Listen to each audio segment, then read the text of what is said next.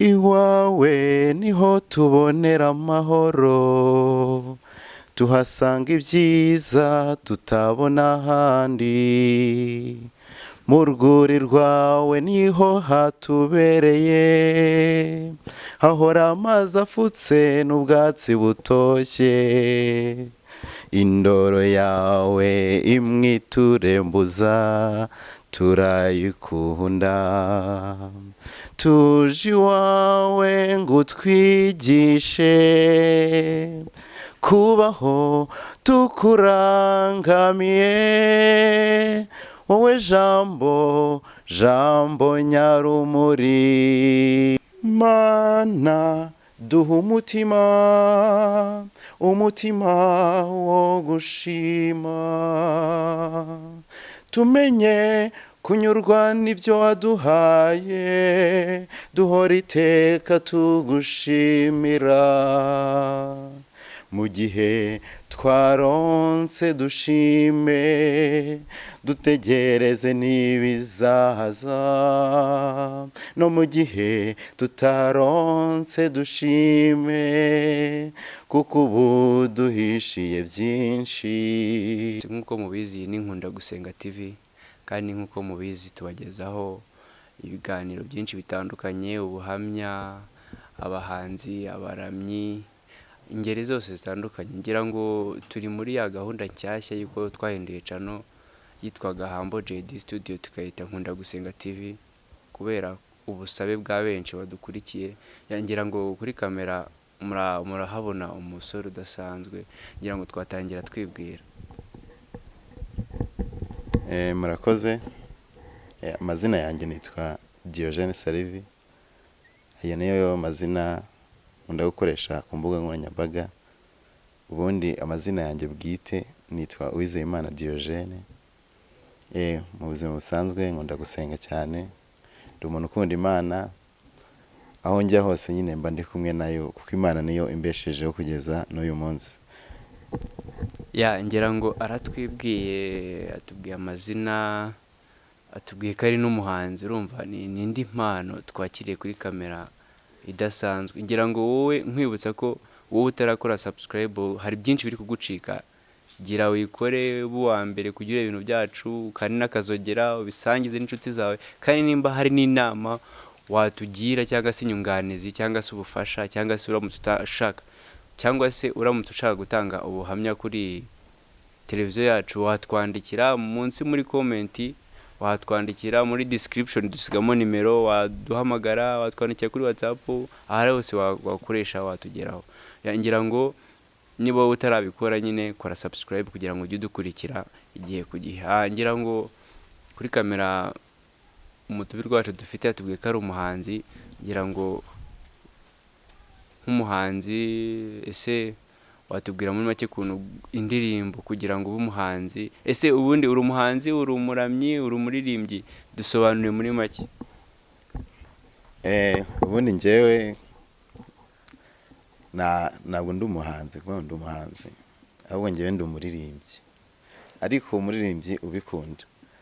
Kandi nanone muri ubwo buririmbyi bwanjye nimwo hazamo ubuhanzi, kuko ndaririmba nkumva birandyoheye, nkahita nshaka no guhanga ibindi byashimisha abandi bagenzi banjye bakunda kuririmba.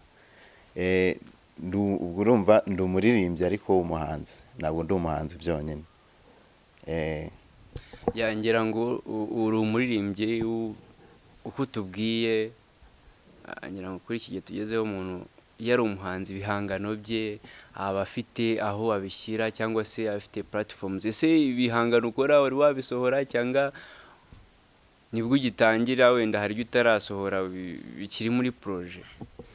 Urakoze. Mfite ibihangano byinshi cyane, hari ibyageze hanze nibwo nyitangira, ariko hari ibyo nagejeje hanze. Hari indirimbo imwe nagejeje hanze yitwa Tuje Iwawe, ndetse hari n'indi iri muri projet iri gukorwa ubu ngubu, izasohoka muri uku kwezi kwa 9 kuri imbere. Ngira ngo umuhanzi turi kumwe, urumva ko ibihangano bye cyangwa se indirimbo ze zitari muri proje ahubwo zimwe zamaje gusohoka. Ngira ngo dukomeje ikiganiro cyacu uraza kutubwira izo platform z'izo ndirimbo kugira ngo abadukurikiye babe bagutera inkunga bareba bakora subscribe basharinga kugira ngo impano yawe babone kuko ari impano. Ngira ngo dukomeje nk'umuhanzi watubwiye ko indirimbo imwe imaje kujya hanze, ngira ngo waducishirizamo nka gakeya ukaturirimbiraho gake kugira ngo badukurikiye base nk'abantu uvungurira ubase nk'ubavunguriraho gatoya kugira ngo bazagira amatsiko yo kujya kuri YouTube bayirebe. Murakoze cyane. Indirimbo yanjye tuje iwawe ngiye kuririmbira ku gitero cya nyuma, ni igitero cya gatatu, ni igitero nkunda cyane kandi ni igitero gihishemo byinshi.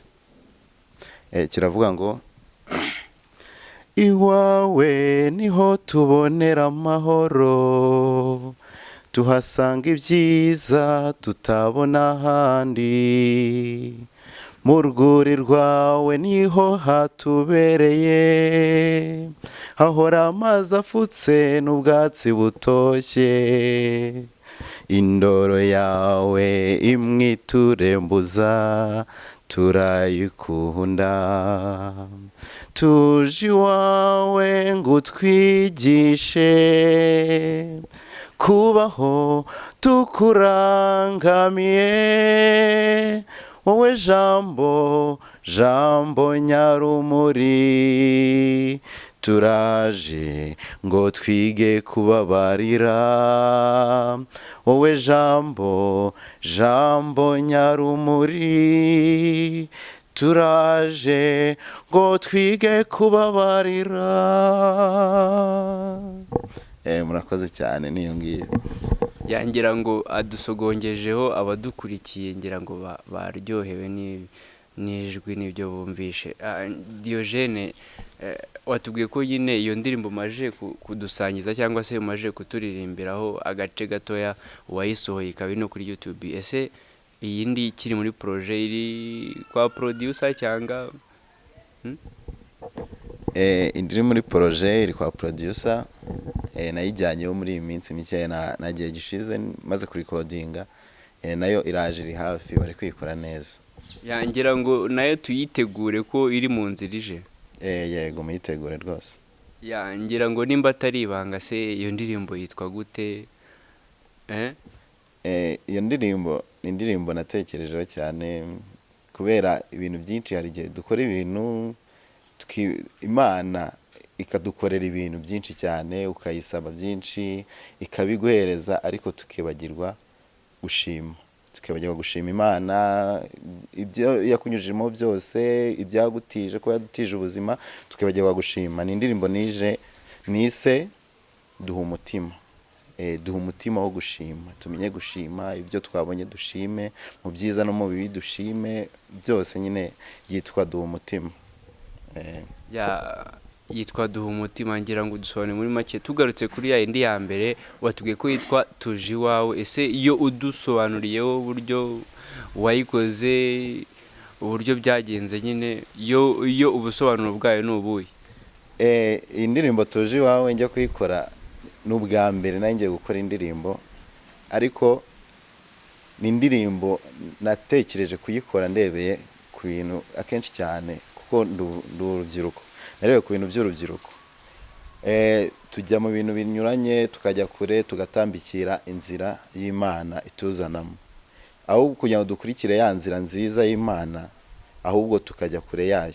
Indirimbo nise tuje iwawe kuko numvaga ko nshaka kwegera Imana cyane, nkaza imbere y'Imana, kuko ariho mbonera amahoro, niho mbonera byishimo, niho mba ndi nkumva ndatekanye nta cyankanga, kuko Imana burya iyo uri kumwe n'Imana nta kintu wikanga.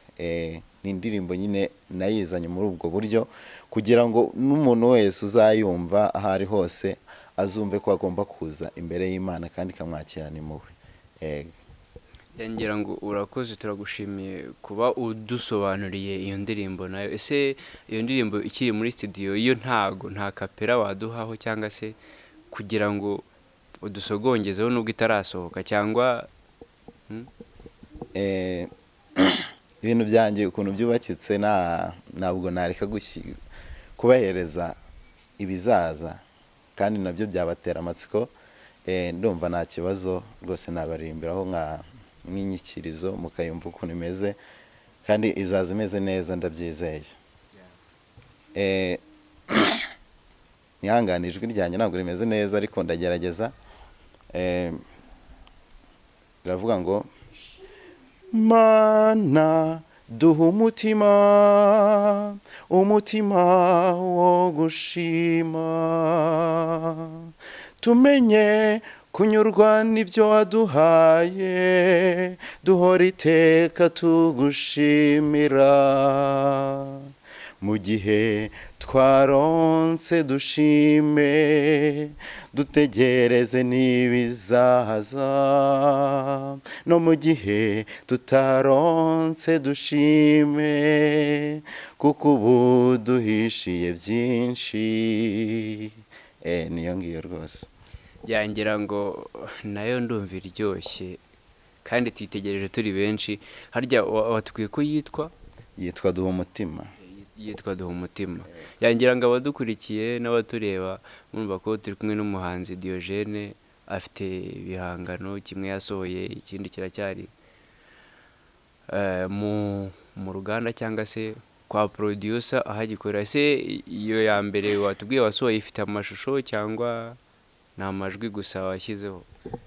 Iya mbere nakoze audio gusa, ariko iyi ngiyi yo ndi guteganya guhita nkora na video, kugira ngo abankurikira batazajya bumva amajwi gusa batareba n'ukuntu meze. Ndagira ngo nzahita nyikorera video, ariko iya mbere yo ni audio yonyine. Yangira ngo nkwibutsa ko ukiri kuri Nkunda Gusenga TV, nkwibutsa ko kandi ikintu cya mbere kugira ngo ibiganiro byacu bijye bikugeraho igihe ku gihe cyangwa se isaha ku isaha, ugomba gukora subscribe, like na share kugira ngo dusangize ubutumwa bwiza biciye muri njyewe nawe, kandi umurimo w'Imana ugumye kuganza muri twebwe. Yangira ngo Diogene, dukomeje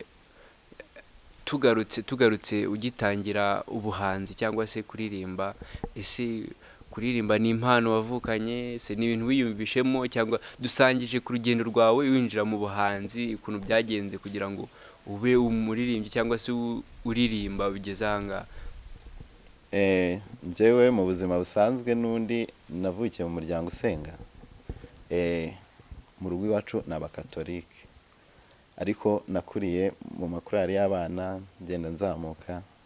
Ariko mbere ntabwo numvaga ko naba umuhanzi pe, ntabwo nababeshya, ntabwo numvaga ko naba umuhanzi. Ariko ukuntu nagiye nkunda kubana n'abaririmbyi, ngenda turirimbana, byagiye binyakuraja kuzavamo umuhanzi. Ndibuka ikintu cyo kuba ubuhanzi cyanjemo cyane niga segonderi muri 2017, niga 6e. Nibwo ku kigo bateguraga amarushanwa y'abaririmbyi, tukagenda tukaririmba, ugahimba indirimbo. Yego nyine urumva twahimbaga indirimbo ziri aho ngaho kuko twumvaga nahazaza hazo, tukagenda tukaririmba bikazamuka. Nibwo niyumvishemo impano n'abantu bambwira ati ukora indirimbo nziza. 2018 nibwo ninjiye muri korali nshimira cyane. Korali yamfashije ni korali yantu biti Rwamagana yitwa Bright Angels.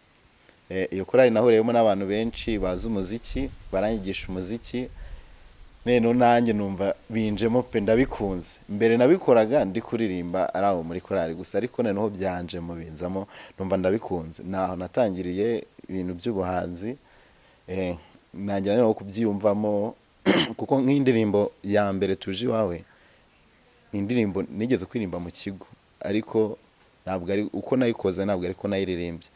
Guhera aho 2018 ndi muri iyo korali maze kumenya umuziki, nibwo natangiye none yandirimba bati nayikora ikavamo indirimbo nziza kandi ifasha abantu gusingiza Imana, ifasha abantu gushimira Imana. Nibwo nayikoze. Ngenda nzamuka menyana n'abantu bakomeye, abanyamuziki bakomeye, nibo bagiye bamfasha aha ngeze ahangaha, nibo bamfashije gukora byinshi. Urumva inzira yanjye rero y'ubuhanzi yatangiye neza 2018, nibwo natangiye kuyishyira mu bikorwa. Ndabati reka nkore indirimbo kandi ndabizi nzagera kure bifashijwe n'umwami Yesu, nzagera kure kuko Imana burya iyo ugiye mu by'Imana nayo ijya mu byawe ikagufasha, kandi ntacyo waba uri kumwe n'Imana. Murakoze.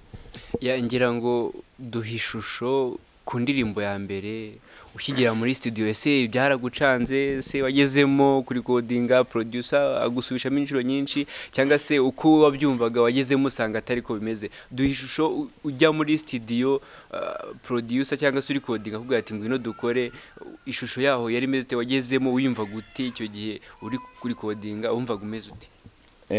Iriya ndirimbo ya mbere mu by'ukuri ibintu byambayeho byo ni byinshi cyane.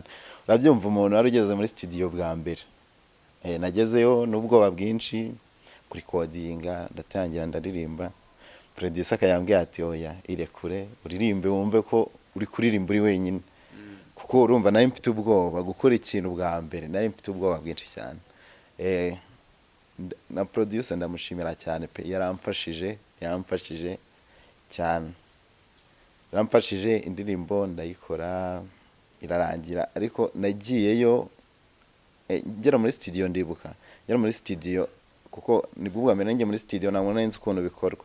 Narakoze bwa mbere indirimbo ukuntu nari nayanditse ntabwo ariko nayisohoye. Hari aho nageraga nko ku gitero, nkandika igitero kirekire ubundi nkandika ikigufi gutyo gutyo.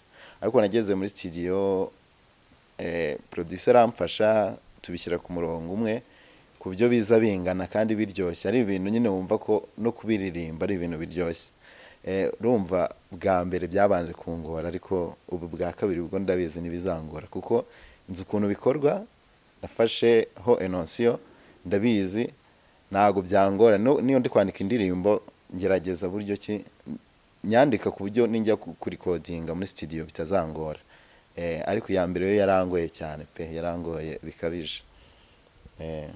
Ngira ngo uducishirijemo muri make ku ndirimbo ya mbere byakubaye. Ngira ngo uramutse udukurikiye nawe ufite impano cyangwa se wiyumvamo ibintu byo kuririmba cyangwa se byo kuba umuhanzi, ngira ngo nitujya gusoza ikiganiro Diogene araguha inama cyangwa se arakugira inama y'uburyo wabitwara kugira ngo nawe ugere ahageze ubu ngubu. Ngira ngo dukomeje ikiganiro cyacu, ese Diogene tugaruke kuri kote y'umuryango. Ese kuba warabaye umuhanzi cyangwa se umuririmbyi, ese mu rugo babyakiriye gute? Ese mu rugo babifata gute? Ntibabifata nkaho nyine ukora ibintu utazi cyangwa se wayobye? Mu rugo impumeko yo mu rugo, kumva ko uri umuhanzi nyine uririmba wasohoye n'indirimbo, babifata gute?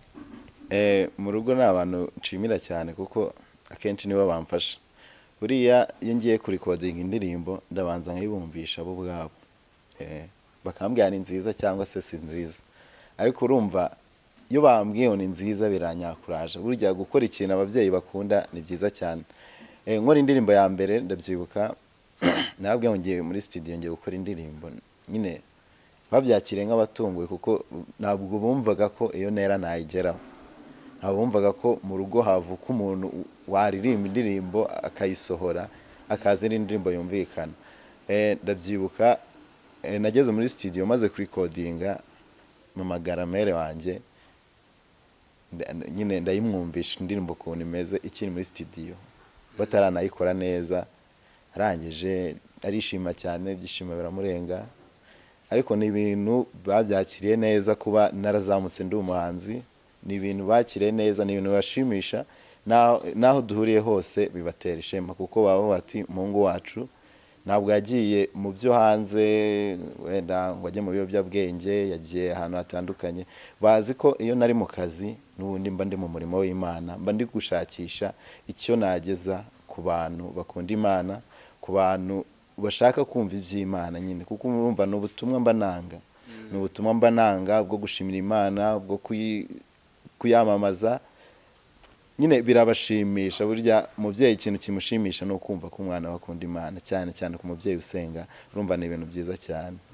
Mu rugo, mu muryango wanjye baranshyigikira cyane pe, nabo ndabashimira kandi nabo bishimira kuba nkora uyu murimo w'Imana. Ngira ngo tugana ku musozo, ese Diogene watubwiye ko kuri platforms witwa ukoresha ni Diogene Salive cyangwa nimba ntibeshye? Nkoresha Diogene Salive. Ngira ngo Diogene, haramutse hagize umuntu uri kutureba aka kanya, wowe uri kutureba cyangwa se uri buze kutureba uramutse wiyumvamo impano cyangwa se ufite impano yo kuririmba, ese Diogene uwo muntu uri kutureba wifitemo iyo mpano cyangwa se wumva bikunda bishaka, ese nihe nama wamugira, ese nihe ngingo wamuha kugira ngo nimba yarihebye cyangwa se yavuze ati ntabwo nzabishobora, ese inama wamugira kugira ngo imugarure yumve ko ibintu abishoboye kandi abikunze kandi agomba kubikora bigacamo niyihe? Gira umuntu ugira inama mu badukurikiye bafite impano nk'iyawe ariko navuga ngo yaheze hasi cyangwa se yabuze uko izamuka. Okay, murakoze. Wowe uri kundeba ufitemo impano yo kuririmba. Kuririmba ni ibintu byiza, ni ibintu bishimishije pe. Nimba wiyumvamo impano yo kuririmba ukaba wicara ugatekereza ukumva ko indirimbo ikujemo koko, ukayiririmba ukumva nyine nta kantu uririmbye aho ngaho. Burya guhanga ntabwo ari ibintu uvuga ngo uragenda ukora ibintu byinshi. Burya njyewe iyo ngiye gukora indirimbo akenshi, kuko akenshi mba ndi mu kazi, hari igihe mba ndi mu muhanda cyangwa se mu nzira nkita numva indirimbo injemo mu mutwe. Indirimbo yinjemo mpita mfata record, mba mfite phone nkafata ka record, iyo mfashe akantu gato kuri iyo ndirimbo bihita bima intangiriro yo kwandika indirimbo yose nkayisoza. Wowe uri kunyumva nimba wiyumvamo indirimbo yo wiyumvamo impano yo kuririmba pe, ni ibintu byiza, ni ibintu ntukitinye uvuga ngo iki sinagikora. Iyo ndirimbo nuyitegura ukayiha wenda igitero kimwe, ibitero bibiri, ibitero bitatu wenda birahagije, wagenda ukayegera producer ukamubwira ati mfite indirimbo gutya, akaguhereza beat.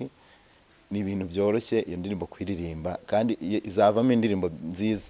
Wowe bitegure neza, izavamo indirimbo nziza, were kwitinya. Ni indirimbo iyo ndirimbo yawe uri gutinyana, ni indirimbo nziza rwose yikore pe. Ni ibintu byiza cyane, nabyo kwitinya uvuge ngo indirimbo yanjye ni nziza ariko harimo utubazo uzadukosora muri studio. Rwose haguruka ugende, iyo mpano wifitemo yo guhereza abantu ibyiza wifitemo, mbabarira ngusabye imbabazi, bisohore bijye hanze twese tubibone. Were kwitinya, guhanga indirimbo ntabwo ari ibintu bigoranye cyane, nawe wabigeraho. Nanjye natangiye numva ko ntabyo nzashobora, ariko Uwiteka aramfashije ndabishobora, kandi Uwiteka wamfashije nawe azagufasha. Gerageza rwose, ni ibintu byoroshye, wikwitinya, zamura impano, twese tuyumve, ubutumwa bwiza ushaka kuduhereza twese tubwumve. Urakoze. Yangera ngo tugana ku musozo ngira ngo Diogene Salivi watunyuriramo platforms ukoresha kugira ngo n'abadukurikiye cyangwa se n'abari kutureba babe bagustokinga cyangwa se babe bajya kuri channel yawe barebe ibyo bihangano byawe, bagushyikire, bakore subscribe, comment, like na share kugira ngo bagira ahantu bakugeza. Twibukije cyangwa se dusubiriyemo platforms ukoresha kuri YouTube amazina. Kuri YouTube amazina nkoresha ni Diogene Salivi. No kuri Facebook nayo niyo nkoresha ni Diogene Salivi. Ndetse na Twitter nayo ngayo, na Instagram hose nkoresha amazina amwe, ntabwo nahinduye, hose ni Diogene Salivi, aho uzajya hose uzambona. Yangira ngo tugana ku musozo Diogene, turagushimiye kuri kamera za Nkunda Gusenga TV, kandi nakagaruka n'ubutaho uzagaruke udusangize kubyiza Imana yakugejeje. Murakoze cyane rwose. Yangira ngo tugana ku musozo, wowe utukurikiye nkwibutsa ko ikintu cya mbere ugomba gukora kugira ngo ujye tubona buri gihe uri uwa mbere nuko ugomba gukora subscribe, like na share, kandi ugakanda ukazogera kugira ngo ikiganiro nzadushyiraho ujye ukibona uri uwa mbere, kandi utereho comment. Uramutse ukiri no kutugira inama wayitugira, hari ubuhamya ushaka kuduha, hari inyunganizi, buri kimwe cyose twandika nimero hasi muri description, watwandikira muri SMS, kuri WhatsApp cyangwa ukaduhamagara, ubundi ukatuvugisha kugira ngo dukomunikane. Ngira ngo ikiganiro cy'umunsi tugisoreje aha. Naho ubutaha kandi turabakunda. Imana ibane namwe. Bye.